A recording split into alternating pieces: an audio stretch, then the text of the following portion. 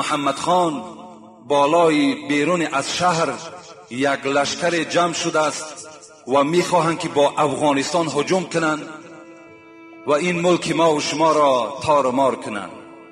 چگونه که امروز بیچاره مردم مستضعف افغان در زیر ظلم این یهود گرفتار است، باید همه شما وظیفه‌دار هستین که دعا کنین که خدای مهربان این یهود از بالای قوم مسلمان دور بگرداند. اونا هیچ وقت برای نیکبختی این مردم آمدگی نیستند، اونا برای افلاس، برای پلید کردن جامعه اسلامی آمدگی هستند. میگوید یک لشکر بیرون همان افغانستان قرار دارد، میخواهد که ملک تو را، سلطنت تو را همش برهم دهد. این دوست محمد خان غمگین شدند و یک فرزند داشتند. این فرزند را در حال وزیر مدافعه اعلان کرد، یعنی سردار لشکرهایی که در همون ملک خود داشت اعلانش کرد، با چند هزار لشکر سپارش داد که رفته با این لشکری که بیرون شهر قرار دارد با این جنگ کنید، بجنگید تا که اینها وارد افغانستان نشوند. این جوان، این پسر دوست محمد خان با همراهی لشکر بیرون شهر آمدند، با این لشکر بیگانه جنگ را آغاز کردند. از بین هفته گذشت، یک نفر آمد و خبر داد امیر دوست محمد خان، لشکری که با سرداری فرزند تو بود در برابر این لشکر شکست خورد و تلفات زیاد شد و فرزند تو از جنگ فرار کرد، پشت گردانید. دوست محمد خان بسیار میگوید غمگین شد. در حال نزد خانمی خود آمد، نزد زنی خود آمد، گفت خانم گفت فرزند ما گفت در این جنگ شکست خورد و از جنگ فرار کرد، گریخت، چی شرمندگی. این خانم چی گفتند؟ گفتند دوست محمد خان این دروغ است، فرزند من از جنگ فرار نکرده است. این پادشاه گفت من برای تو از منبع‌های اعتمادی خبر داده ایستادم، تو در خانه نشسته میگویی دروغ. مرا از بین جنگ آمدن نفر خبر داد که فرزند تو از جنگ راه گریز را انتخاب کرد، لشکر تو شکست خورد، تو باشی میگویی فرزند من نگریخته است. گفت من بر تو گواهی میدهم که فرزند تو از جنگ نگریخته است و پشتم نگردانیده است. پادشاه به دل خود میگوید، گفت که خیلی زن از در خانه است، برای تسلای دل خود اینا میگوید که غمگین نشود. از بین میگه 2 روز گذشت، شاید 3 روز گذشت، باز خبر آمد دوست محمد خان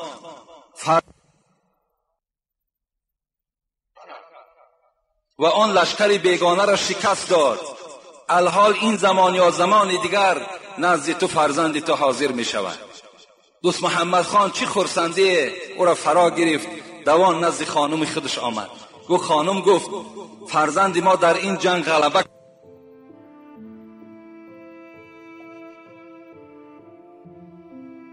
و آن لشکر بیگانه را شکست داد. الحال این زمان یا زمان دیگر نزد تو فرزند تو حاضر می شود. دوست محمد خان چی خرسندی او را فرا گرفت، دوان نزد خانم خودش آمد. گفت خانم گفت فرزند ما در این جنگ غلبه کرد، لشکر بیگانه را شکست داد. الحال منتظر وی هستیم، این زمان یا زمان دیگر در کاخمان، در قصر من داخل می شود. این زن خرسند شدند، مادرشان بودند و گفت من لیکن از یک سیر برای من آگاه کن. وقتی من بر تو خبر دادم که فرزند ما از جنگ گریخت، پشت گردانید، تو گفتی نه وی گریختگی نیست، وی فرار کردگی نیست. آیا این یگان حکمتی دارد؟ این زن یا برای تو گفت یگان الهام آمده است، یگان خواب دیدی؟ گفت نه، گفت الهام برای اولیاها هست، من زن پادشاه هستم، از کجا بر من الهام می آید؟ زاره کرد، تولا کرد که برای من آشکار کن، تو از کجا درک یافتی که فرزند ما از جنگ نگریخته است؟ میگوید این خانم اول خودداری کرد، نگفت، و بعدا گفت مادام اینقدر تولا و زاره داری من برای تو خبر میدهم. وقتی این فرزند در شکم من پیدا شد، من نزد خداوند عهد و پیمان کردم که پروردگارا 9 ماه من از خوراک حرام پشت بگردانم. من لقمه حرام نمیخورم، حتی لقمه مشکوکم نمیخورم. لقمه که ندانم که حلال است یا حرام، از وی هم اعتراض کردم، از وی هم پشت گردانیدم. زیرا میدانم که طلب الحلال فریضة علی کل مسلم، پیغمبر گفتند طلب کردن حلال بر همه مسلمان ها فرض است. کل جسد نبت من الحرام فالنار اولا به، هر جسدی که از حرام آب و تاب می‌یابد وای ارزنده دوزخ است. این زن میگوید من 9 ماه لقمه حرام نخوردم که تا که لقمه من بر خون مبدل می شود و این خون در جسد فرزند می درآید و تأثیر خود در این فرزند می رساند. البته اگر مادری که لقمه حرام خورد وای لقمه به خون مبدل می شود، در جسد فرزند داخل می شود و لقمه حرام در جسد آدم مسلمان وقتی که داخل شد وای چیکار میکنه؟ 9 ماه اعتراض کردم، 9 ماه از لقمه حرام دور بودم و این فرزند به دنیا آمد. و این شوهر گفت میدانی که پشت گردانیدن در جنگ این بی نهایت امر قبیح هست، این بدبختی هست. اگر تو میگفتی که فرزند تو در این جنگ شهید شده است من باور میکردم، لیکن پشت گردانیدن در من باور نکردم، زیرا این من به لقمه حلال به وای رسانیدم.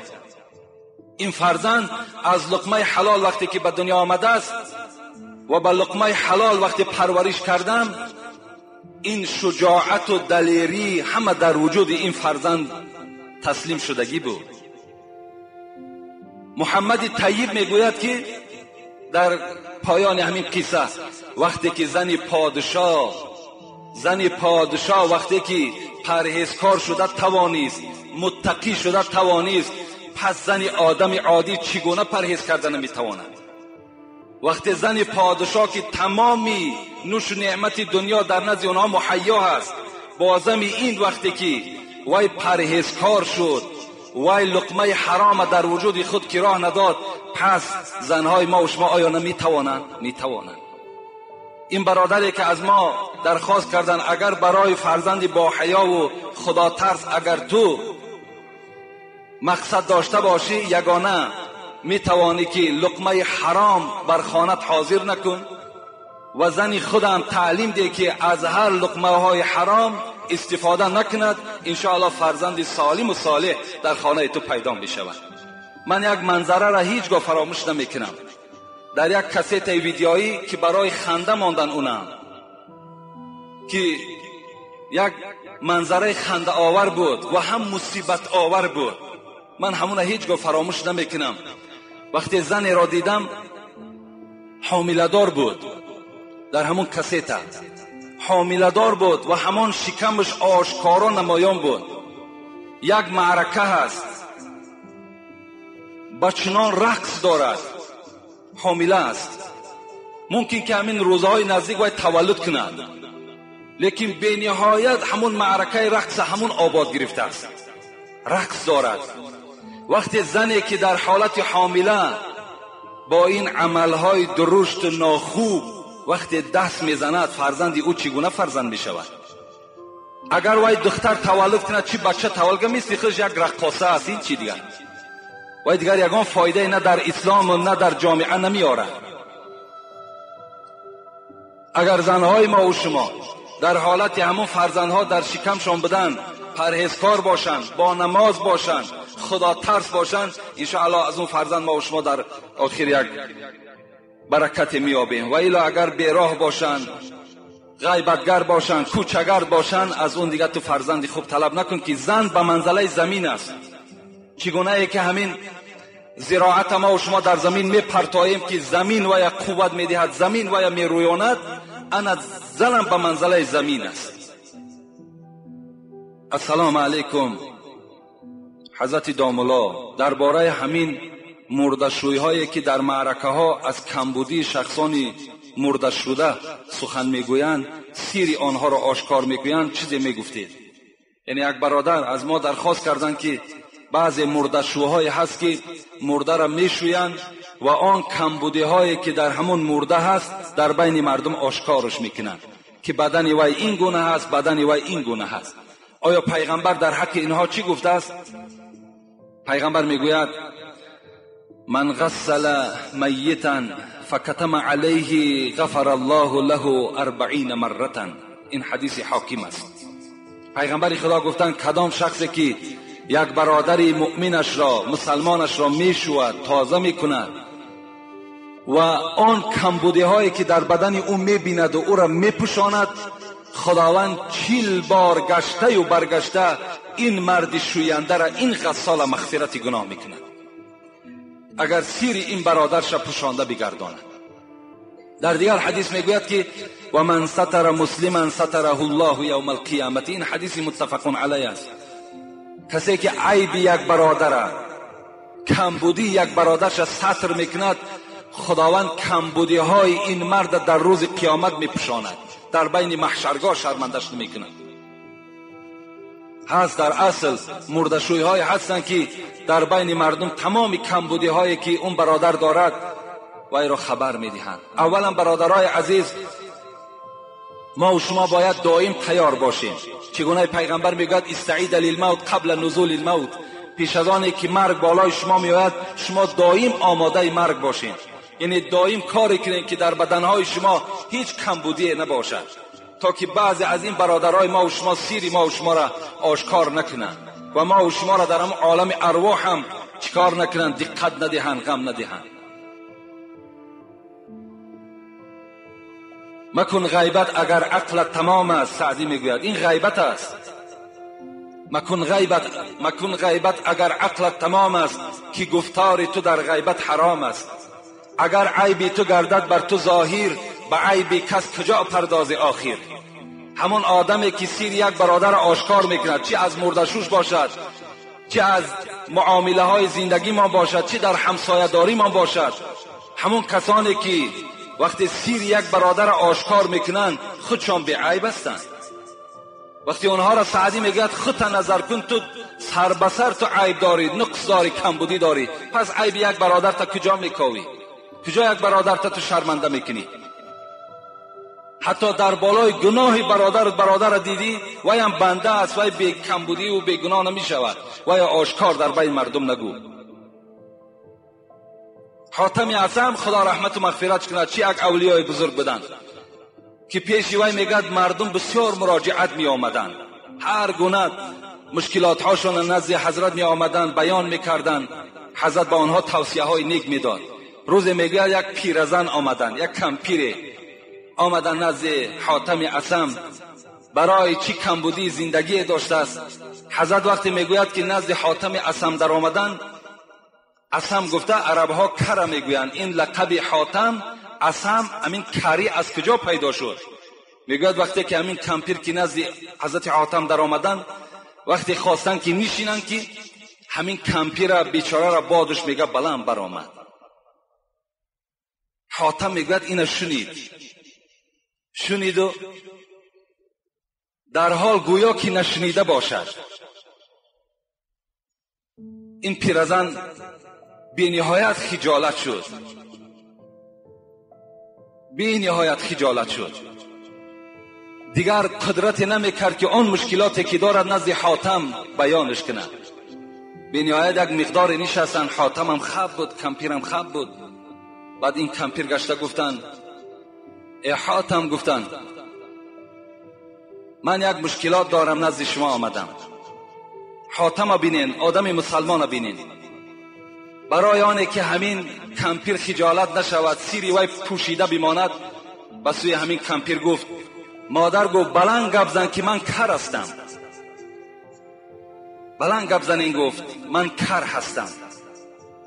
میگوید این پیرزن باز بلند گفتند، باز حاتم گشته گفتند، مادر گفتند بخشش زیاد، من بی نهایت کر هستم، بلندتر گزنید.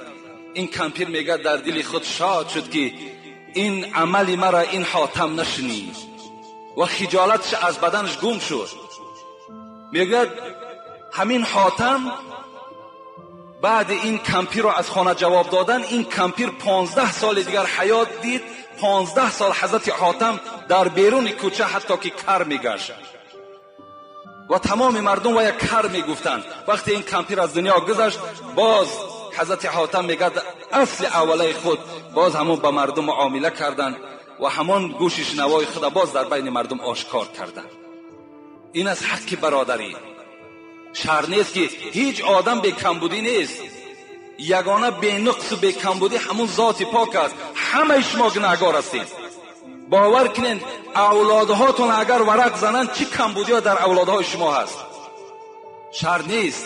شر نیست دختری فلانی این تکرد، زنی فلانی این تکرد، بچه فلانی این تکرد. اینا عیب هستند، شرمنده میشین. این زبان خدا برای این نداده است که عیب یک برادر را آشکار کنی، عیب یک برادر را تو بجویی. این زبان برای این نآمده است. بی نهایت شرمندگی هست. السلام علیکم داملای محترم. سوال من این است، بعضی از کسان در نماز با جامه و ریششان و انگشتانشان بازی میکنند، این چه حکم دارد؟ در اصل نماز این ستون دین است. نماز عبادت هست که مسلمان را از کافر جدا میکند. یگانه عبادت هست که بنده با خدای خود راز میگوید.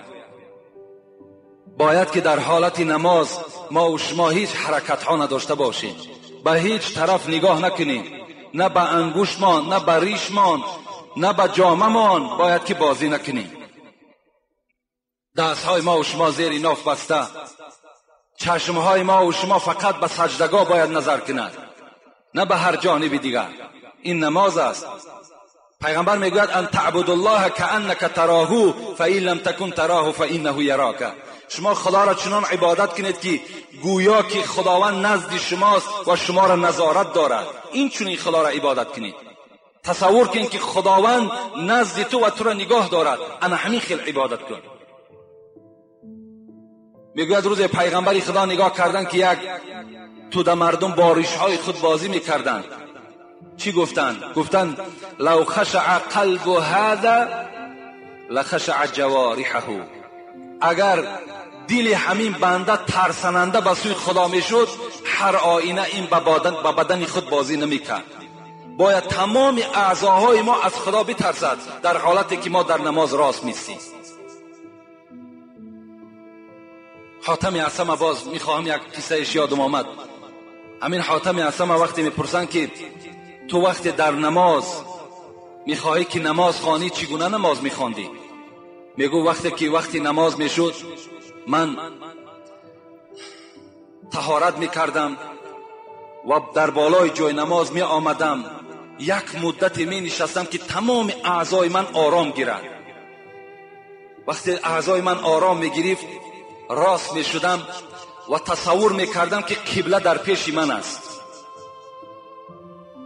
و خود را تصور می کردم که در بالای پول صراط ایستادگی هستم و چنان تصور می کردم که در طرف راست من جنت است و در طرف چپ من دوزخ است و چنان تصور می کردم که حضرت عزرائیل در پس پشت من ایستادگی است و گمان می کردم که همین نمازی که الحال من می خوانم آخران نماز من هست. شاید که من به نماز عصر نرسم، شاید من به نماز شام نرسم. این تصور نگاه در خیال من می گذشت. و دیگر چیزی که مرا می ترسانید این بود که آیا این نماز من نزد خدا قبول شد یا نشد.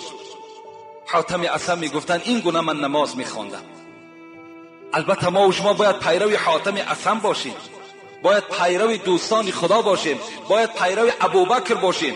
ابوبکر میگه در نماز میدیدی گویا که یک چویی که در زمین خلاندگی است که حرکت ندارد، مثل همون نماز میخواند. حضرت علی میگوید وقتی نمازخوانی می آمد گویا که همین یک جریان الکتریکی زده باشد، میلرزید.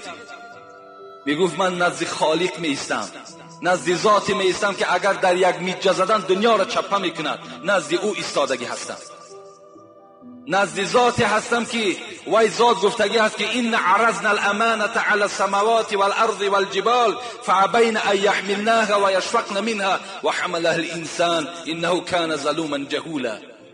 من نزد آن ذاتی هستم که همین نماز خداوند کوهها را پیشنهاد کرد، آسمانها را پیشنهاد کرد، بحرها را پیشنهاد کرد که همین نماز قبول میکنین یا نه. کوها میگوید حضرت علی با این بزرگی ترسیدن، گفتن ما نماز قبول نمیکنیم. و حملها الانسان، نماز انسان قبول کرد. پیشنهاد آدم کردن نماز قبول میکنی؟ گفت بله قبول کردن. وقتی که کوها با این بزرگی که طاقت نماز نداشتن، پس وقتی من نماز خوانم چگونه حرکتی در نماز کنم؟ انا همچنان باید که ما و شما نماز داشته باشیم. خدا رحمت کنه صوفی الله را، همین عبادت های ما و شما را دیده میگوید که دل جدا زبان جدا باشد، او کجا طاعت خدا باشد. دل جدا زبان جدا باشد. در زبان تو نماز خوانده ایستاده ای، لیکن دل این نماز تو را تصدیق ندارد، دل تو در دیگر جا هست. دل جدا زبان جدا باشد، این کجا طاعت خدا باشد. جسم در خانقاه و دل در سیر، این چنین بندگی چی خط و چی خبر. جسم در خانقاه است، جسم ما در بالای جای نماز است، لیکن دل ما در سیر است، این چگونه عبادت است؟ میگوید دست در سبحه زبان در یاد، این چنین بندگی. دست در سبحه زبان در یاد، دل در آرزوی دنیوی فریاد. در دست ما تسبیح داریم، سبحان الله سبحان الله میگیم، لیکن دل ما فقط محبت و میلش به سوی دنیاست. میگه ظاهر خود حرقه پوشی ها، باطن خود مکر و فریبی ها. بیرون تو میگوید اگر نظر کنیم تمام لباس اسلامی در بر تو هست، لیکن در درون مکر و فریبی ها وجود دارد. در آخر حضرت غضبناک شدن، گفتند این چی طاعت چی بندگی باشد، مردنت به که زندگی باشد. اگر همچنان تو خدا را عبادت کنی، همچنان بے پروایانه عبادت کنی، از این گونه عبادت مردن تواری بنده بهتر است. السلام علیکم اکیدام الله. در قبرستان ها بالای قبرها عمارت ها شده ایستاده است. آیا این درست است یا نه؟ در اصل امروز باز چه یک بدعت، چه یک بدبختی بالای ما و شما آمده است که بالای قبرها را چی بناهای زیبایی می سازیم، حالان که رسول اکرم نهی فرمودند ایقعد علی القبر و یقصص ایبن علیه. پیغمبر خدا میگوید که من نهی میکنم، شما را باز میدارم اینکه در بالای قبر ننشینید. یعنی وقتی شما قبرستان رفتین بالای قبر یک برادر ننشینید. و دوم اینکه در بالاهای قبر شما عمارت بنا نکنید. در حدیث دیگر میگوید پیغمبر نه عن ان یکتب علی القبر شیء، شما را من میکنم که در بالای قبر چیزی ننویسانید، مکتوب نکنید. اینها نهی از پیغمبر ما و شماست. قبرهای ما و شما باید عادی باشند. بالای قبرها به نهایت خوب می شود که شما یک درخت شینانید و یا آب دهید تا وقتی که وی سبز است. وی در حق مرده های شما، اگر بعضی بچه های داشته باشند که تبارک خان نباشند، یاسین خان نباشند، از همین خیل فرزند همون درخت بهتر است که در حق هم پدر مادر وی تسبیح میگوید. این عمارت ها را بالای قبرها نکنید. بعضی ها باور کن رختی در قبرستان جای عبرت است و جای شهر نیست. باید انسان عبرت گیرد که امروز برادری من آمد، فردا من اینجا چکار میکنم، مکان میگیرم. بالای و اسراف است. اسراف در مسئله ها میگوید که اگر قبرکن ببینین اسلام مبادایی که اگر در وقت گراندن مرده خواه کرته خوده، خواه ساعتی خوده، خواه بیلی خوده، یعنی چیزی از اشیای دنیایی که بابای آدم محتاج است اگر فراموش کند، در اسلام کندن قبر دوباره اجازت نیست، لیکن برای آنه که یعنی اشیایی که مردم به او احتیاج دارد وای در اونجا پوسیده و ویران نشود، دوباره کندن قبر اجازت است تا که وای در داخل همین قبر اسراف نشود و ویران نشود. بین در قبر حتی در لحد خیشت پخته را ماندن مکروه است. میگوید برای به خیشت پخته مردم زنده احتیاج دارند. یا تخته نگذارید، میگد فقط همان توده خاک لایه که هست با همونها شما دهان لحد محکم کنید تا که همون اشیای مالی که ما با او احتیاج داریم در داخل قبر اونها اسراف نشود، نابود نشود. به نهایت خوب می شود همون پولی که شما در بالای قبر صرف میکنید فقیرها و مسکینها را دین در حق پدر مادرتون دعا کنند. صوفی حضرت مولوی جنونی میگوید اگر گورت همه نقش و نگار است، اگر در بالای گور قصر کنی، گنبدها بریمانی، فنتنها کنی، اگر گورت همه نقش و نگار است، چی سود پور در لحد گر اژدهار است؟ چی فایده دارد وقتی داخل قبر اژدهار داشته باشد؟ بیرون قبر فسان نکنین، بزیب نکنین، داخل قبر زیبا کنین. کاری کنین که در دنیا شما عملهای بهتری نکنین، این نقش نگار داخله افضل تر است. حضرت میگوید مشو در مذهب ظاهر پرستان، با باطن کوش بشنو پند مستان. ظاهر پرست نشو، فقط باطن میگه پاکیزه کن، داخل زیبا کن.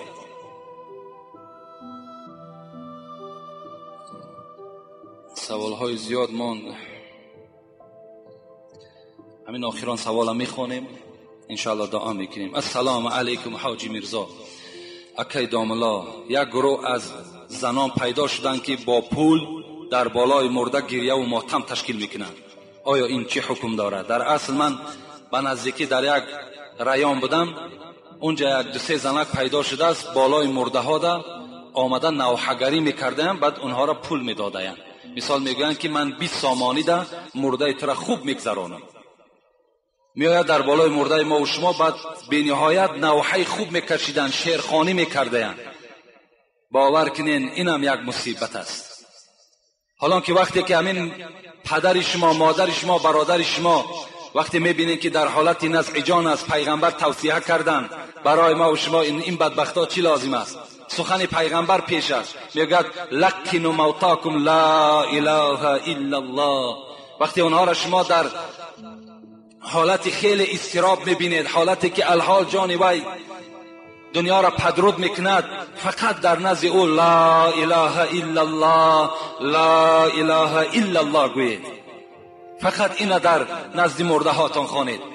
وقتی وی از دنیا گذشت، من چند حدیث بهر شما میخوانم. پیغمبر گفتند من کان آخر کلامه لا اله الا الله دخل الجنه. وقتی که اگر کدام شخصی که آخران کلمش لا اله الا الله باشد، وی وارد جنت می شود.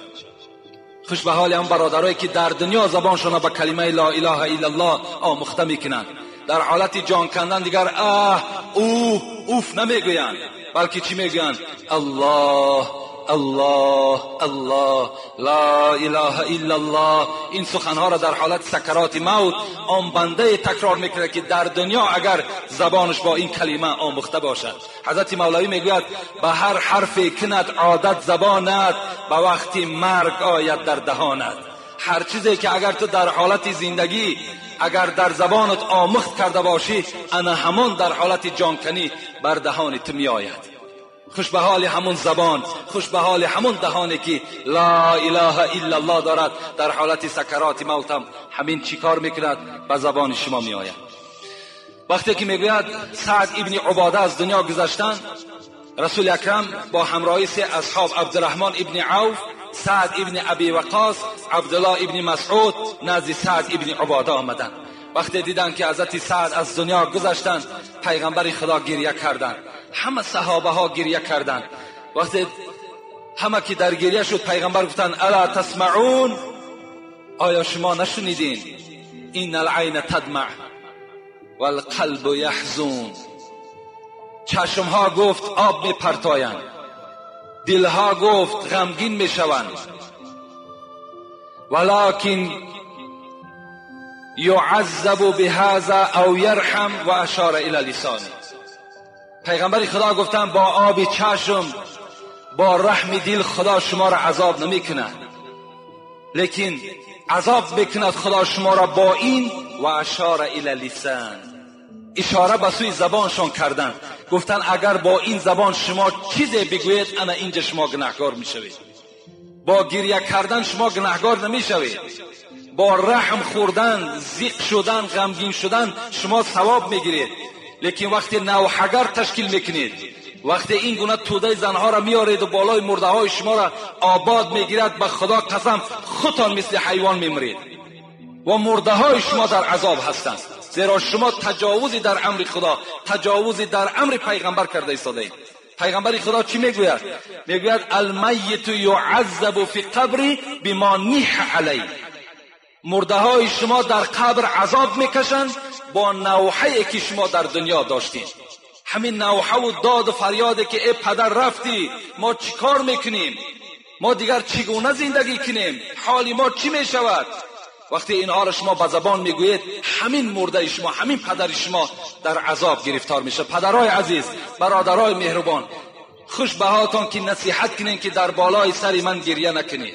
یعنی گریه کنن فرزند شما جایز، لیکن داد و فریاد نگن. زیرا که ای فرزند من نصیحت کنید، از من دیده بهترها گذشتند، از من دیده عزیزان خدا گذشتند، من کی هستم؟ و خدا را امرش از کل نفس ذائقة الموت، همه شما مرنده هستید، از مرگ کسی گریز ندارد.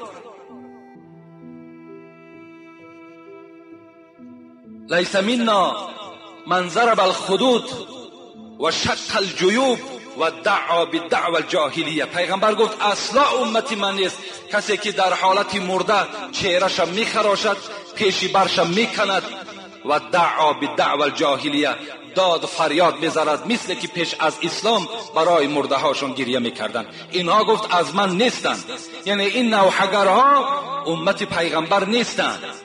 اینها را شما در خانه راه نتین که همه شما گناهکار میشوید. و اگر این چنین زنها باشند، اگر صدای مرا شنوند، من برای اونها یک حدیث آخر تلاوت میکنم که خاص همین توده زن هاست. پیغمبر چی میگوید؟ النائحة اذا لم تتب قبل موتها تقام یوم القیامت و علیها سربال من قطران و درع من جریب.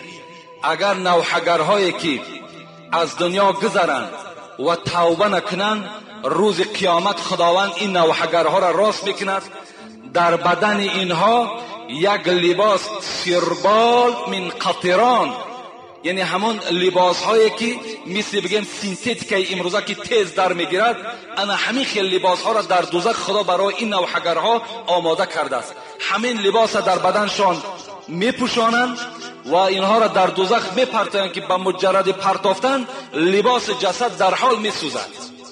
چه عذابی وزنی دارند اگر توبه نکرده از دنیا گذرند. برای همین جوانای عزیز، این مصیبت ها امروز بالای ما و شما آمده ایستاده است، پیش راه اینها را شما گیرین. این وظیفه هر کدام شما است. وقتی اگر زنی شما میگوید که یک چند نوحگر آمده است، اونها را شما در خانه راه ندهید. اگر کسی برای اونها طعام آماده کند، اونها هم در خوردن اونها گناهکار هستند. کسی سم میدهد، در هر سامانش 1000 سال در آتش دوزخ میسوزید. او یک سامان یک بیچاره را در حق پدر و مادر دعا کند. نوحه و شیطانی است، دروغ است. چرا نوحه میکند؟ برای پدر و مادر فرزند دلش میسوزد، او بیگانه برای چی میسوزد؟ وای پول کار کنی آمده است.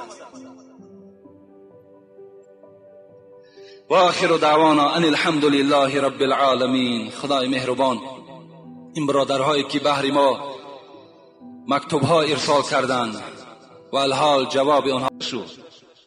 اولین شهید راه اسلام اینم زن بود. و دیگر بزرگیش همین است که این توده مردمی که همه شما نشستین، همه شما از مادر به دنیا آمدین. مادرها بودن که ما و شما به دنیا آمدیم. اونها سبب شدند. از این خاطر کسانی که مادر دارند، کسانی که صاحب زن هستند، صاحب اپه و خواهر هستند، از روی این گفته های پیغمبر و خداوند باید که به احترام زنها برسند، زنها را احترام کنند، زنها را نوازش کنند، زنها را دوستداری کنند.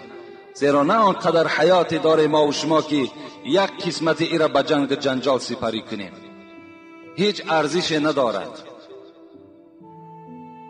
امروز باشد سوال هایی که چگونه قید کردیم خیلی زیاد منتظر جواب هستند که یک قسمت او را الحال من حاضر کردم. میخواهم که یعنی با یک جواب های مختصرا و شما جواب بگردانم و خیلی با دقت باشین. السلام علیکم و رحمت الله. داملای شیرین سخن. خدا علمتان زیاد کند.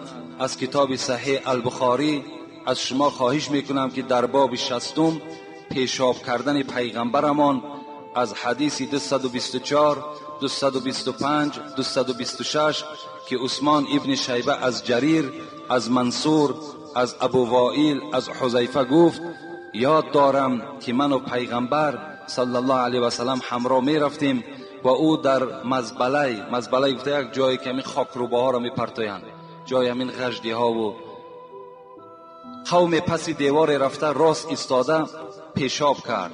من از دور شدم، او به من اشارت کرد و من نزد او آمده در عقبش ایستاده تا فارغ شد. از کتاب صحیح البخاری جلد 1 در بین قوم نمازخوانهای مسجدمان خواندم و قوم مسجدمان اختلاف کردند، درستیش یا نادرستیش فهمانده میدادید. التماس ما در این باب صحبت داشتیم. یک سوال من جواب گردانده بودم. این برادر از ما از کتاب صحیح بخاری که با اون حدیث های نامبر شده یادآور شدند که پیغمبر راستا پیشاب کرده بودند در یک میزبله گفته در یک جایی که همین بگیم غژدی میگیم ما و شما عادی کده اگر به زبان خودمون گپ زنیم، یعنی همون غژدی هایی که میپرتاییم در همون بالای همونها پیغمبر خدا راستا پیشاب کردند. این حدیث موجود است. ما در بدن این حدیث هیچ یگان اختلاف هم نداریم، لیکن من بر شما جواب گفته بودم. باز همون حدیث ها را برای شما کتابت کردم، میخواهم گوش اندازین. عایشه میگوید که تصدیق نکنید کسی گوید که پیغمبر راستا پیشاب کرده است. این عایشه صدیقه زن پیغمبر خدا میگوید که هیچگاه تصدیق نکنید، باور نکنید کسی گوید که پیغمبر راستا پیشاب کرده است. که من میدیدم که پیغمبر خدا در حالت پیشاب نشسته پیشاب میکردند. این همین حدیث غیر حضرت ابو داود 5 صحاح 6 روایت میکنن که این حدیث عایشه است که عایشه گفتن که پیغمبر خدا هرگاه پیشاب میکردن نشسته پیشاب میکرد. خب دوم از سنن ابن ماجه کسی اگر از صحاح 6 اگر درکدار باشند، ابن ماجه هم یکی از صحاح 6 است. این حضرت میگوید که از ابن عمر از بچه حضرت عمر روایت میکنند که عبدالله بچه عمر بودند.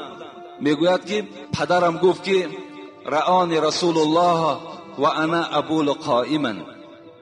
حضرت عمر گفته بود است که من یک بار راستا پیشاب میکردم، به ناگاه پیغمبر خدا مرا دید که من راستا پیشاب میکنم. فقال یا عمر لا تبل قائما، ای عمر دیگر هیچگاه راستا پیشاب نکن، هرگاه پیشاب میکنی نشسته پیشاب کن.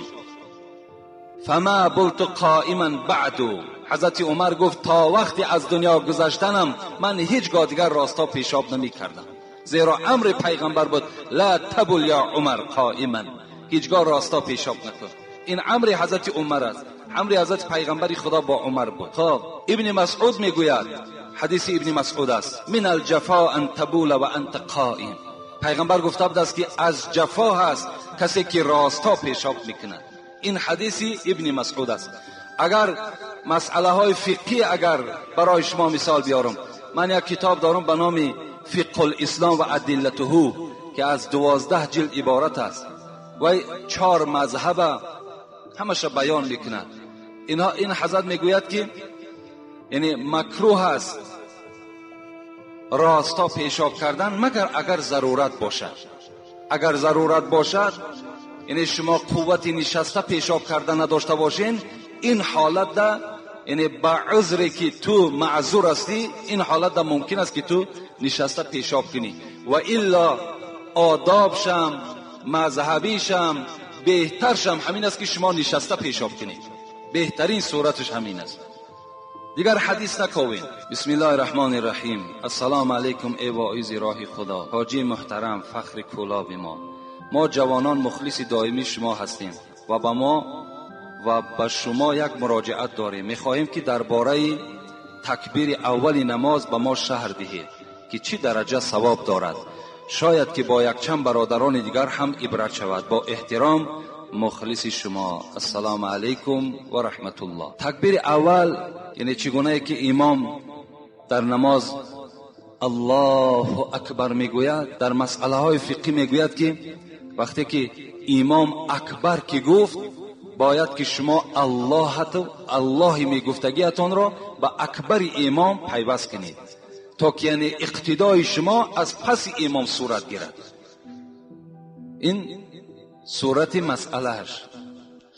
و پیغمبر گفتن تکبیرت الاولا خیر من الدنیا و ما فیها.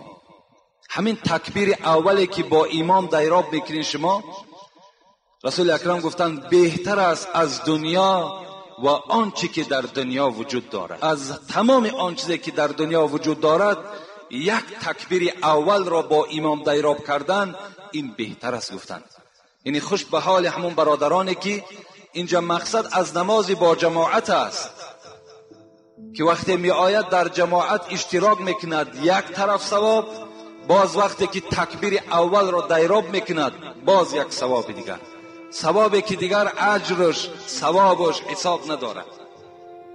یعنی در این حالت مادامی که این مکافات که خدا برای ما و شما نصیب بگرداند، باید که حرکت کنیم که پیش از امام در مسجد حاضر باشیم و در حالتی که امام الله اکبر میگوید همان الله خودمان به اکبرش که چسبانیم، انشاءالله ثواب همون تکبیر اول را میگیریم.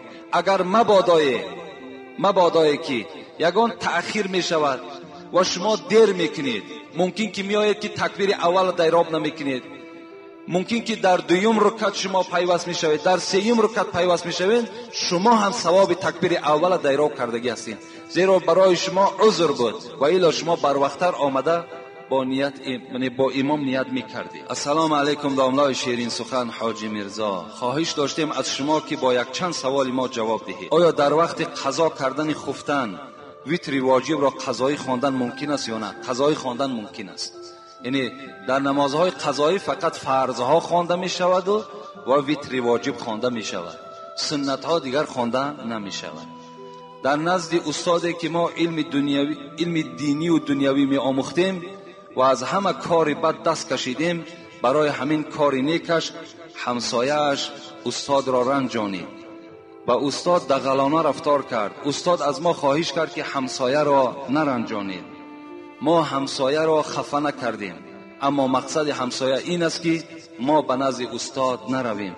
ما از آموزش باز ماندیم و ما مصلحت دهید فکر شما درباره این گونه شخصان چی گونه است؟ ما یک گروه جوانان دائمی شما، یعنی برادر عزیز، آن استادی که البته علم دارد، سواد دارد، من بسیار میخواستم که همون حل همون مشکلات از استادتان پرسان کنید، زیرا حالت همون همسایه را و حالت همون محله را همون استاد شما خوبتر میداند. یعنی چگونه که اگر همون استاد به شما توصیه داد همون پیشه کنیم. برای من نمیدانم که اون همسایه کی هست، وای مسلمان است، وای کافر است، وای منافق است، اونم من نشناسم. برای همین من از دور ایستاده و این مسئله را حکم کرده نمیتوانم. بهتر و خوبترش همین است که از همون استادتان این مشکلات انشاءالله سوال کنین، خود من حضرت چیزی که به شما جواب گوید. السلام علیکم ای بلبلی اسلام، از شما خواهش دارم که با همین سوال من جواب پره گردانید. اگر برادر دادر خودش را از مادر دشنام دهد، حال این برادر چی می شده باشد؟ با احترام مخلص اشدی شما. اکنون این برادری که برادر خودش را از مادر دشنام می دهد، این نشانه ابلهی وی است. این ابله می گویند.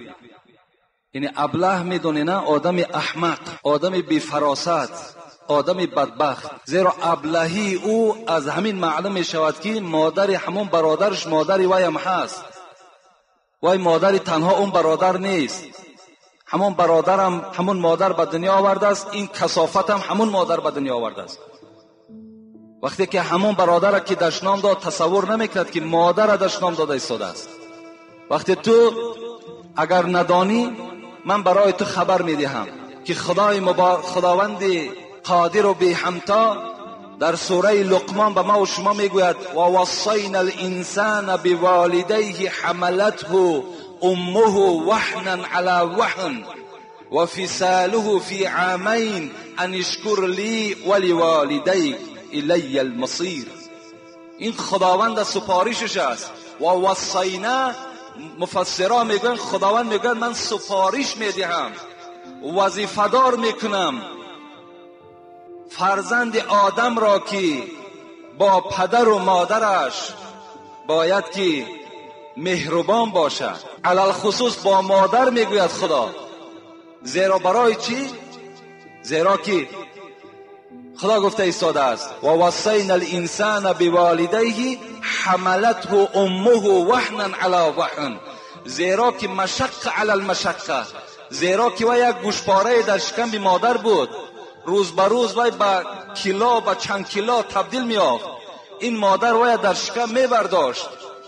وقتی زاییدن، وقتی تولد که نزدیک میشد، همین مادر دعا میکرد که پروردگارا همین فرزند من سالم برآید، من راضی اگرچه من از دنیا هم که گذرم، خدای همین فرزند مرا سالم به دنیا برآر. انا همین مادری که مشقت به مشقت این کثافت در شکم به خود برداشته است، امروز وی دشنام کننده این مادر است. و فصاله فی عامین، خداوند بین دوام میدهد آیت، این مادر برای شما 2 سال دیگر باز شیر داد، 2 سال دیگر شیر داد. یک شب همه شما قریب زندار هستین، یک شب همون احوالی عائلت نظر کن. اگر کودک معده داشته باشد چند قدر زحمت میکشد، باری هم اوف نمیگد. باور کن 10 بار از همون گهواره بیرون میکند، بدن هم را تماشا میکند، روغن میکند، میگذارد، شیر میدهد برای همین روز که باید دشنام دهی. ای خدا زنت را. مرد پیش پیغمبر آمد، من احق الناس بحسن صحابتی، ای پیغمبری خدا از همه ده حقی بلند کی دارد که من او را اطاعت کنم؟ پیغمبر چی گفتن؟ امک. ثم من یا رسول الله؟ فهمیدم پیغمبر گفتن مادرت. گفتم فهمیدم پیغمبری خدا مادر با قدر هست. ثم من، بعد از آن کی هست؟ پیغمبر امک، باز مادرت.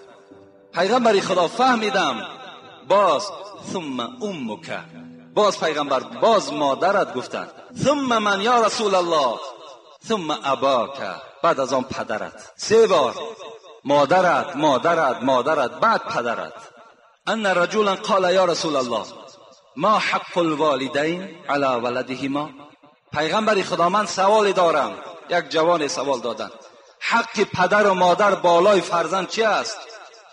چند قدر حق دارن؟ پیغمبر چی گفتن؟ قال هما جنتک و نارک. گفتن جوابی مکملت میفاره، جوابی مکمل همین است که همین پدر و مادر تو دوزخ جنتی تو هستند. اگر دوزخی میخوای به حرمتیشان تو دشنامشان بده، اگر جنت میخوای سرت خم کن، اونها را احترام کن، انشاءالله جنت برای تو نصیب میگرده. این از حق پدر و مادر. من الکبائر شتم الرجل والدیه. پیغمبر گفتن همون بدبخت گفتن خبر بده که از جمله گناه کبیره است کسی که مادرش دشنام میدهد. این گناه کبیره کرده است. انسان به سبب گناه کبیره در آتش دوزخ عذاب داده می شود. وای به حالت. تو نماز بخوانی، تو عبادت خدا را کنی، باز مادر دش نام بدی، پدر دش نام بدی. این چی معنا دارد؟ این چی عبادت است؟ السلام علیکم داملای محترم، درود و رحمت خدا بر شما و اولاد شما باد. من استقامت کننده محله 82 شهر دوشنبه هستم. نامم فرخ است. در بازار کار میکنم، فروشنده. تا حال شما را ندیدم، لکن انشاءالله زیارت میآیم نزد شما. از کاسته هایتان به اهل عائله‌مان استفاده میکنیم. خواهش من این است که درباره فضیلت نماز و بد بودن بی نماز و درباره عرق و عاقبت آن صحبت کنید.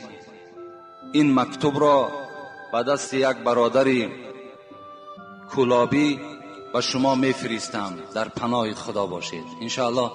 یعنی این برادر برای ما تکلیف کردن که در باب نماز و آدم بی نماز و در باب نوشیدن عرق و تشکیل کردن عرق یعنی با ما صحبت کنید انشاءالله. خدا خواسته باشد جمعه های بعد حق شوهر، اولین جمعه که شروع می شود این از نماز است و از فضیلت نماز است و از کسانی که نماز نمی خوانند. در این باب ها البته صحبت می کنیم. السلام علیکم اکای حاجی مرزا. اولا می خواهم خداوند بر عمر جان شما برکت عطا کند و بعد از آن می خواهم بر این سوال خود از زبان مبارک شیرین شما پاسخ گیرم. هنگام در نماز بودن به صف پیش یا بر قدم زدن جایز است یا نه؟ جایز است. اگر شما میبینید که صف پیش یعنی جای دارد، شما نیت کردین و پیش کشاده شد، در حال یک قدم زنین، جایز است.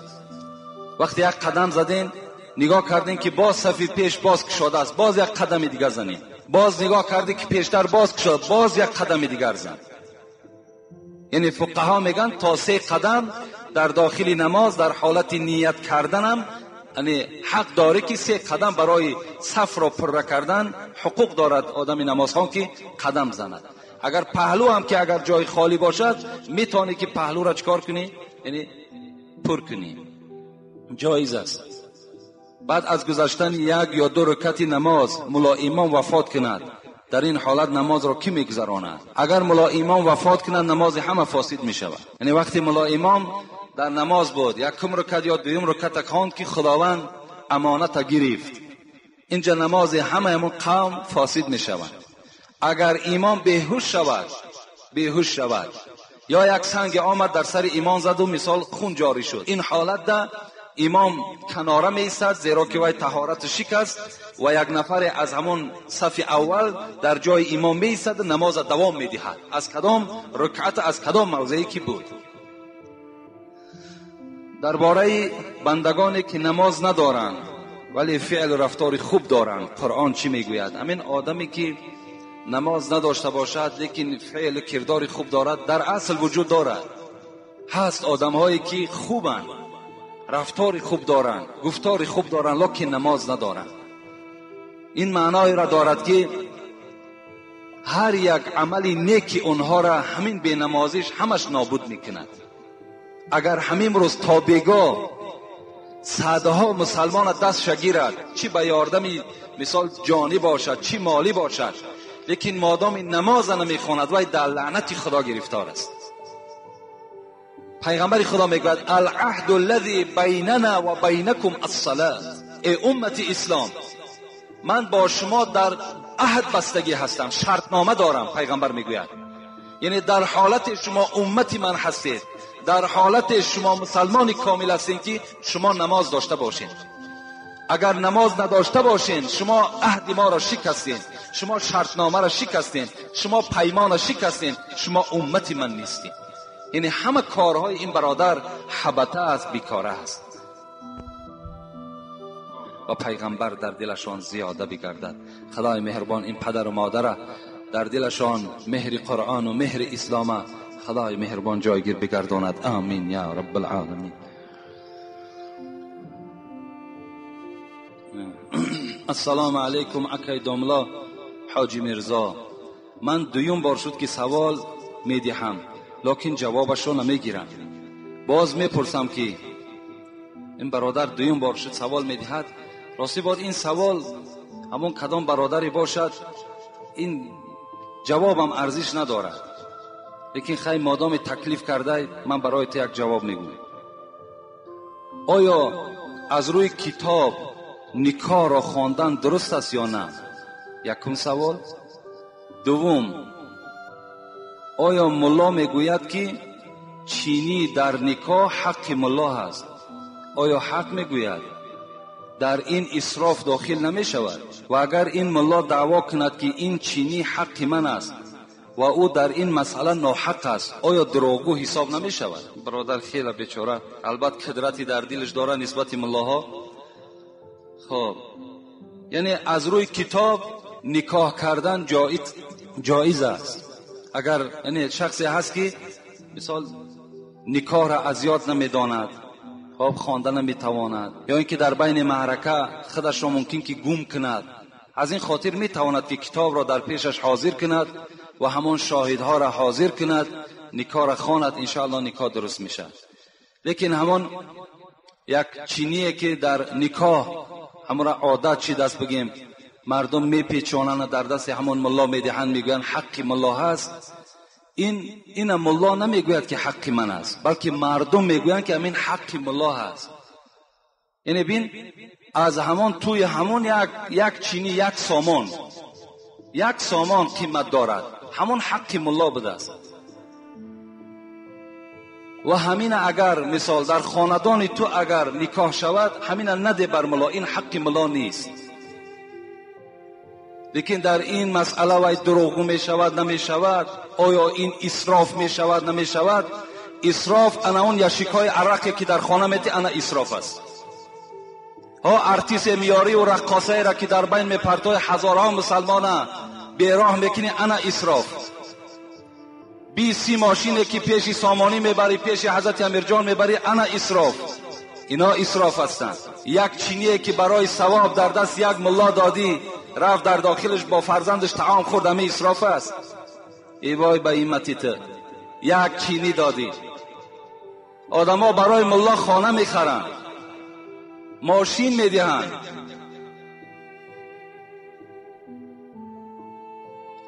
اسراف شده است. اسراف در پیشت است، اسراف تماشا کن. السلام علیکم داملای عزیز، ما یک گروه مخلصان شما، یک برادر ما در بازار سودا میکند، وای از سر هر یک متر میزند و با او میگوییم که نکن، میگوید هر کی کار خودش را کند. خوب میشود در باب این مسئله سخن میگفتید. اعوذ بالله من الشیطان الرجیم. یعنی این برادر شکایت کردن که از سر متر این گزوارهایی که میفروشند یعنی حق برادر را میخورده است، یا از سر کیلا، یا فریب یک برادر مؤمن. وقتی پیغمبر خدا به مدینه آمدند، در مدینه سوره مطففین نازل شد. یعنی در مدینه مردم مدینه بی نهایت در ترازو بیرحم بودند و حق مردم میخوردند. و این سوره مطففین یعنی سبکگیرها، سبک دهندگان گفتگی آیت است. من میخواهم همین برای بعض برادران که سوداگر هستند یعنی گوش اندازند که خدا برای آدمهایی که از متر یا از مثال کیلا میزنند، یا امروز در بنزین‌های ارزان عررش میکنند، یا در سرالکه ها دیگر چیزها را عررش میکنند، خداوند چی میگوید؟ این مطففین به همش تعلق دارد. ویل للمطففین. خدا میگوید وای به حال آن کسانی که حق برادر را میخرند، چه از کیلا باشد، چه از متر باشد، خب چه از شیر را به آب عررش کردن باشد، همه اینا داخل هستند، همه اینا خیانت هستند. خدا میگوید وای بر حالشان، ویل بر حالشان. ویل مفسران میگویند این یک چاه است در بین وادی دوزخ، که دوزخ با این قدر قهر و غضب باز از این دره ویل میترسد و به سوی خداوند هر روز میگوید 70 بار پناه طلب میکند که خدایا گرمی همین ویل را به نزد من نیار. دوزخ میترسد. همین ویل برای آن کسانی هستند که در دنیا حق برادر مؤمن میخرند. الذين اذا اكتالوا على الناس یستوفون. بین خدا میگوید همین کمگیرها یعنی حقخورها کسانی هستند که وقتی که برای خود میگیرن پره میگیرن. یعنی بین امروز دهقان وقتی به بازار می آید، از او وقتی محصولات دهقانیش همان سوداگر میخرد، دانه به دانه حساب میکند، کیلو به کیلو میگیرد. اگر گازوار باشد متر به متر حساب میکند، اگر بنزین باشد لیتر به لیتر حسابش میکند. خدا میگد اینها میگد همین گروه هستند که دانه به دانه حساب میکنند. و اذا کالوهم او وزنهم یخسرون. لیکن وقتی که اگر سودا کنند در ترازو خیانت میکنند، در سودای خود خیانت میکنند. حق برادر چه از کیلو و چه از متر و چه از لیتر و از هر کدامش چیکار میکنند؟ میخرند. در دوام خداوند چی میگوید؟ الا یظن اولئک انهم مبعوثون لیوم عظیم یوم یقوم الناس لرب العالمین. خدا میگوید که ای سوداگرهایی که حق مردم میخرین، ای سوداگرهایی که از متر حق مردم میخرین و دیگر سوداگرهایی که حق مردم میخرین، الا یظنون، مفسران میگن این قسم است. شما میگوید از روز یوم عظیم نمیترسید؟ از روز قیامت نمیترسید؟ یوم یقوم الناس لرب العالمین. این خدای شما را ای سوداگرها راست میکند و حق آن برادرهایی را که خوردید اونها را پیش شما حاضر میکند و خبر میدهد که تو درک نداشتی، انا همین کثافت حق تو را خورده بود، از این ثواب بگیر. در اون حالت ما دیگر متر نمیگیریم، ما کیلوی خوردگی اون نمیگیریم، بلکه از ثوابش چیزی میگیریم. برای ما اون حالت در فقط ثواب در کار، ثوابهاش میگیریم. هر یک آدم دعواگر وقتی ثواب گرفت وای دیگر خالی میماند، وای بی ثواب میماند. وای چیکار میکند عاقبت؟ وای وارد دوزخ میشود، وارد همون ویل میشود. قوم شعیب در سوره هود والله اعلم قصهش میگذرد، خداوند همین قوم شعیب از حساب همین کم زدن ترازو خداوند نابودشون کرد، همشون نابود کرد. ابو هریره میگوید بار من از یک کوچه میگذشتم، حضرت ابو هریره، نگاه کردم که یک زن در شیر آب میریزد. گفتم ای مادر این چه عمل است که تو انجام میدهی؟ گفت بسیار فقیر هستم. ای دوستی خدا گفت میخواهم که همین اندازش از زیاد کنم تا که امروز یک پیسه زیادتر پیدا کنم تا زندگی من بهتر شود. ابو هریره غمی او را نخوردن، گفتن ای مادر وای به حالت که همین کاسه شیر را خداوند روز قیامت در پیش تو میگذارد و به تو امر میکند که شیر را از آب جدا کن. جدا کردن میتوانی؟ نمیتوانی. المسلم اخو المسلم لا یظلموه ولا یخونوه ولا یکذبوه. کل المسلم علی المسلم حرام عرض و مال و دم. پیغمبر خدا میگوید مسلمان برادر مسلمان است، باید مسلمان خیانت نکند، باید مسلمان دروغ نگوید، باید مسلمان خار نکند. پیغمبر میگوید که آبروی مسلمان بر شما حرام است، مال مسلمان بر شما حرام است، حق او بر شما حرام است. مادام حرام باشد وای برادری تو باشد، این چی گونه مناسبت است؟ در دوره های پیغمبر میگوید یک صحابه بود به نام جلیل جبری، بار غلام خود امر کرد که این غلام گفت رفته گفت از بازار برای من یک اسب بخر. اون خدمتگار آمدن، جلیل جبری را خدمتگارش آمدن یک اسب خوبی را دیدن، گفتن چند ارزش دارد؟ گفتن چند میخری؟ گفتن چند ارزش دارد؟ گفت 400 درهم ارزش دارد. گفت بنچگیر نزد مولای من میرویم و حق پول شما را مولای من میدهد. مسلمان ببینین وقتی که این خدمتگار همراه این فروشنده به نزد سردار این خدمتگار آمدن، خدمتگار به اسب نظر کرد، گفت با چند میدهی؟ گفت 400 درهم.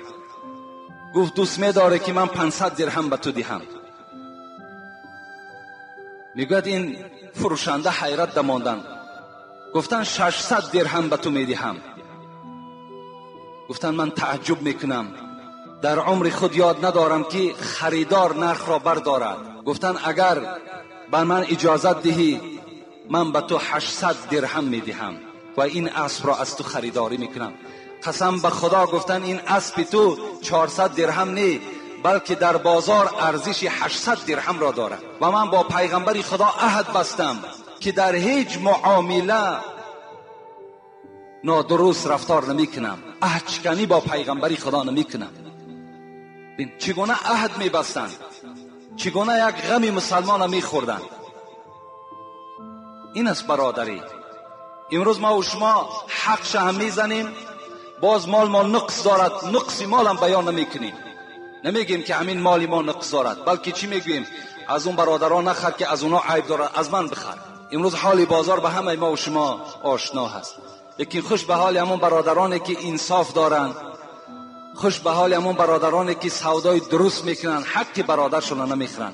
انشاءالله همون کمی که شما میابین همون کم برای شما در روز قیامت فایده آور است، از اونی که تو امروز 100 سامان میابی لیکن فراموش نکن که وای تو آرام نمیخری.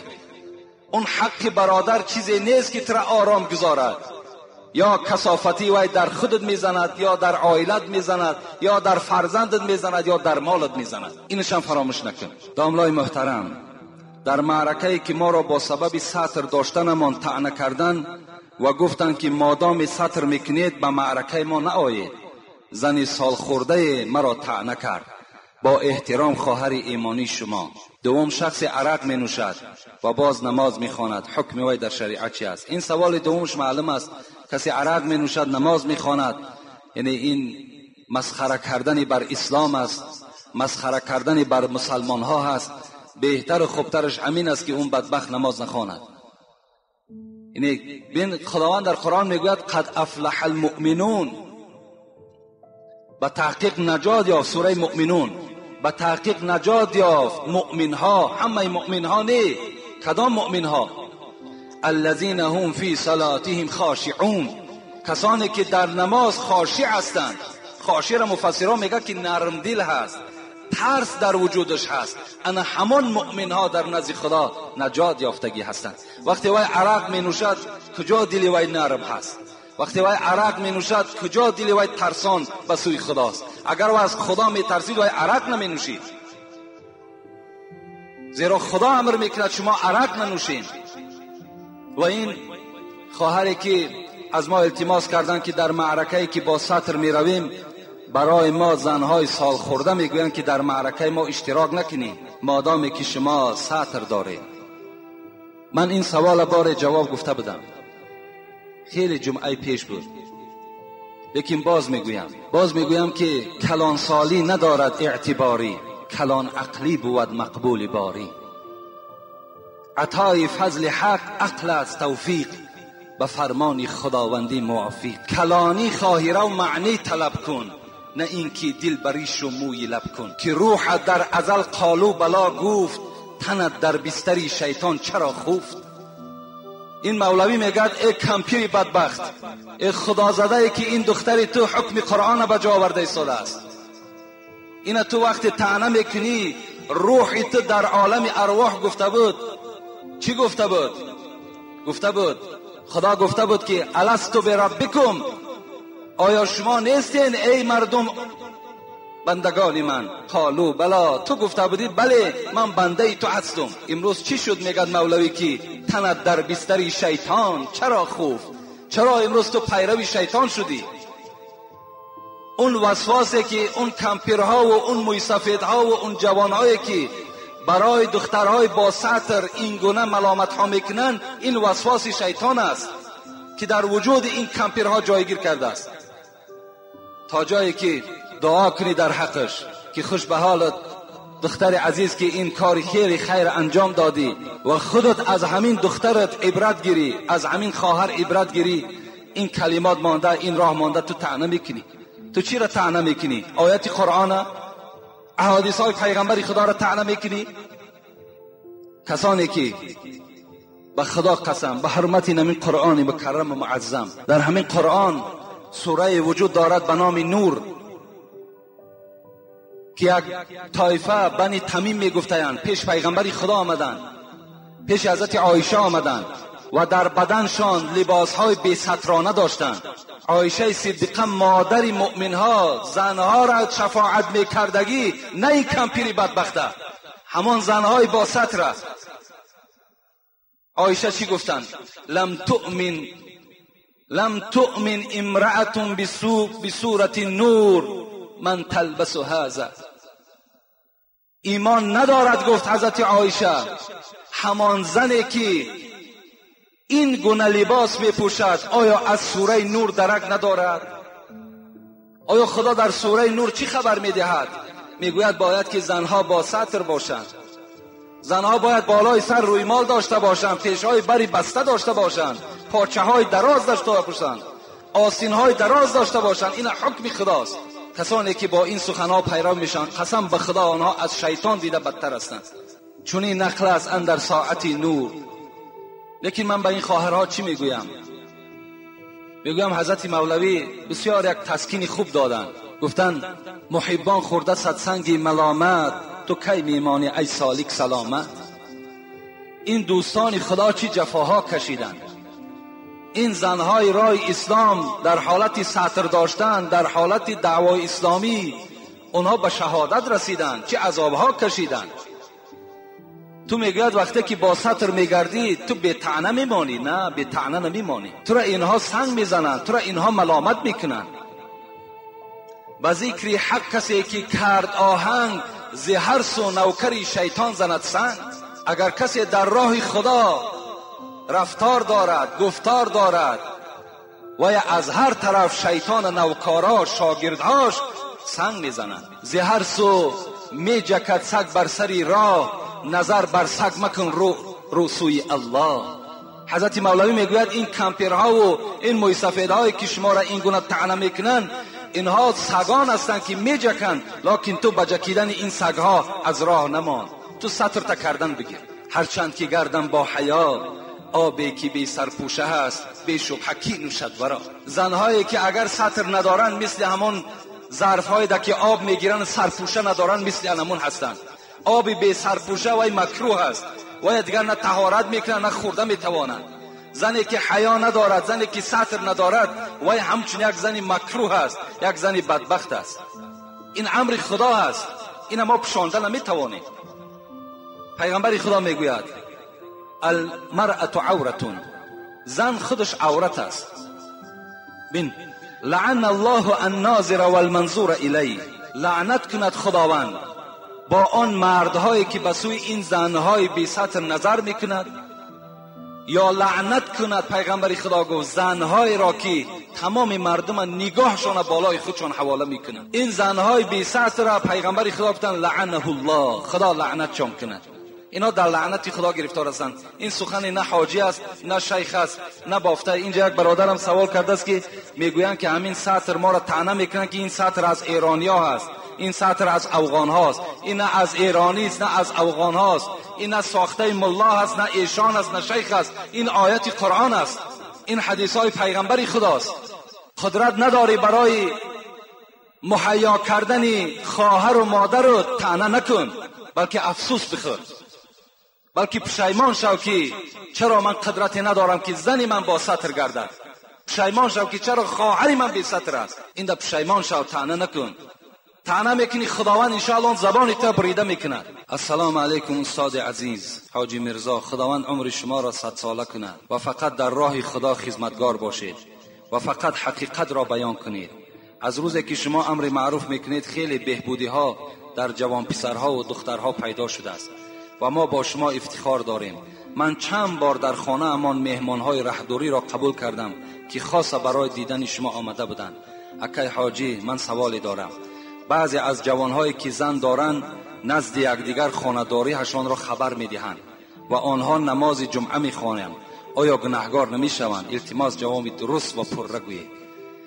یعنی این برادر از ما سوال کردند که بعضی از جوان دخترها و جوان پسرهایی که خانه‌دار هستند خانه‌داریشان در بین یکدیگر حکایه می‌کنند. یعنی چگونه با زنهای خود هم خوابه می‌شوند، چگونه با شوهرهای خود هم خوابه می‌شوند. اینها را بین یکدیگر حکایه می‌کردند. آیا این گناه است یا ثواب؟ پیغمبر خدا میگوید، گوش میاندازیم که حدیثی هم مسلم است هم ابو داود است.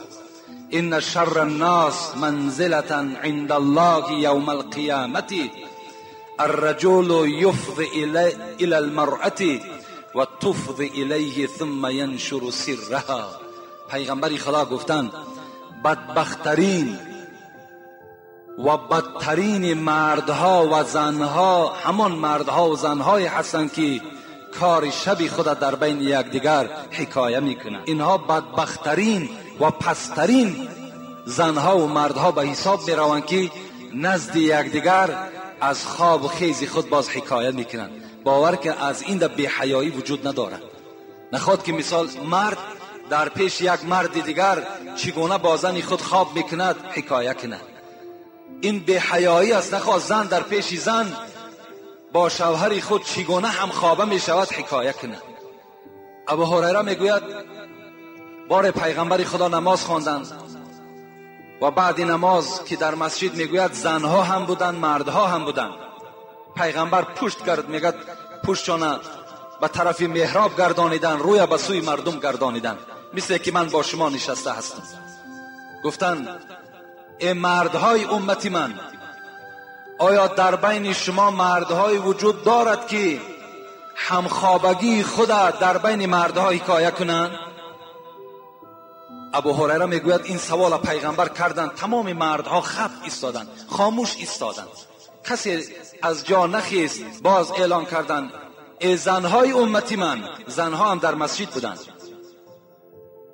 ای زنهای امتی من، آیا در بین شما کسانی هستند که چگونه با شوهرهای خود خواب میکنند در بین زنها حکایه کنند؟ میگوید ابو هریره میگوید از بین دخترها دختری کعاب سری زانو خیست و گفت ای پیغمبری خدا، قسم به خدا که در بین زنها گفت زنهای وجود دارد که سیری خدا همخوابگی خدا در بین یکدیگر حکایه میکنند و قسم به خدا در بین مردها هم وجود دارد. گفت پیغمبر گفتند اگر گفت این معامله در بین شما باشد، تصور کنید که مثال شما به چی مانند است؟ به مثالی که شیطان در بین راه با زن خود همخوابه می شود که تمام مردم آنها را نگاه می کنند، چند قدر گناهگار می شوند. انم شباهت شما، تشبیه شما، مثال شما مثل انم شیطان نر و شیطان ماده است. گفت بسیار بد است، بسیار ناخوب است که انسان سیری خدا همخوابگی خدا باز در بین یکدیگر حکایه میکنند. بسیار کار نادرست است. آخران جواب انشاءالله میگوییم و دعا میکنیم. السلام علیکم داملای عزیز و مهربان، اکای حاجی میرزا مراد. من یک مخلص دائمی شما میباشم که نماز جمعه را در مسجد شما میخوانم. از شما خواهش دارم با این سوال من جواب درست دهید. من از ماه ایون سال گذشته صاحب $800 شدم. تا امسال این پول زیاد هم شده است. میخواستم زکات این را همین ماه بدهم و یک دادر دارم 4 سال می باشد که بیماری پادرد یعنی رادیکولیت است. او طالب علم مسجد داملا محمد الله می باشد. من زکاتم را به او دهم می شود. در یک خانه زندگی میکنیم. در آخر از شما خواهش دارم که در حق او دعا کنید الله به او شفا دهد. التماس. تا اینجا باز یک جواب یک سوال دیگر در باب ناس و سیگارت گفته است. انشاءالله ما جواب اینها را گفته بودیم که از پشت ناس و سیگارت یک آدم میگوید در راه همون گیری همون سیگارت در دادن شده است و سر خود پس در حالت ماشین هی کردن که یک کودک زده است. یعنی این جوان میگوید که من همینجا کثافتی ناس و سیگارت حس کردم که همان سبب شده این کودک زیر ماشین ماند. البته ما از کثافتی ناس و سیگارت به شما خبر داده بودیم که هیچ نیکبختی برای شما ندارد. لیکن سوال اولی که زکات برای دادر خود دهد، البته اولا و افضلم همین است که همین برادر همون زکات خودش با همین دادری که بیمار است به این دهد تا که وی رفته تبابت کند. انشاءالله این ده ثواب زیاد میگیرد. یعنی بین دادر و بین اکا، بین خواهر و بین اپا، بین دادر و بین خواهر و اپا، یعنی دادن زکات، عشر، صدقه فطر جایز است. لیکن دادن زکات و صدقه فطر و عشر بین پدر و بین فرزند و پدر و مادر جایز نیست. بین دادر و خواهر و اپا این زکات هاتون شما میتونین کتین. امروز از همه ده باز افضلتر برادرایی که به دولت هستین، شما آگاه باشین که امروز در کولاب میخواهند که یک کلیسای بنا کنن. این علکه پیشنهاد شده است و البته حکومتدارای ما و شما هم نمیخواهند، لیکن خاتمش هم بی نهایت ناخوب است. در یک خانه تصور کنید که یک برادری تو نصرانی می شود و تو اسلامی هستی، شما دیگر در یک خانه زندگی کرده نمی توانی. کار کنین برادرهایی که با دولت هستین، از سر 100 سامانی در یک ماه گذر کن. برای یک همسایه 2 همسایه فقیر و بیچاره‌ای که داری، برای همون یک قابچه‌ای که یهودی میدیهش، یک قابچه آرد است یا 1 کیلو روغن است که همه با پوری میکروب است. همه ما و شما را کسلی کردیم، روز بیماری کرد. همونها را شما خود خرید کنید، در دست همون بیچاره ها دهین. خدا برکت دید. این برادر حاجی رجب علی این محله ما وکیل بودن، قریب 300 سامان همینجا جدا کردن، از همین با دولت های محله جمع کردن، قریب 20 نفر خواجگی همین محله را تقسیم کردن. باز انشاءالله من این طلب دارم و آرزو دارم و در خاطر و در خواهش این برادرم هست که این ما بردوام میکنیم. این کم هم که باشد دادن در کار. خدای مهربان عاقبت همه ما و شما را به خیر بگرداند، مراد و مطلوب های ما و شما را خداوند حاصل بگرداند. ما اینجا چند برادرهای دعا طلب هستند، یعنی میخواهم که در حقشان دعا کنیم. اینجا یک برادر فردوس دیروز آمده بودن، اینجا یک مبلغی گذرانیدن که تا که برای بعضی تعمیرهای همین داخل مسجد صرف کنید و از ما دعا طلب کردن. خدای مهربان این خیر احسانش به درگاهش مقبول بگرداند، مرادهاش خدای مهربان حاصل بگرداند و هر مشکلاتی که دارد خداوند مشکلاتش آسان بگرداند. و بابای ادریس که ما در جنازه اشتراک کردن توانستیم در دهنه، پدر برادرمان شمس الدین از دنیا گذشته بودن این هفته، و اکی فیض الله فرزندشان الحال یعنی صدقات کردن که در حق پدرشان دعا کنیم. از همین محله ما اکی فیض الله هم گذشتن و اکی عبدالله تاقی فروش که فرزندهاش در یعنی نمازهای جماعتی ما و شما اشتراک دارن، برادر خیرالله این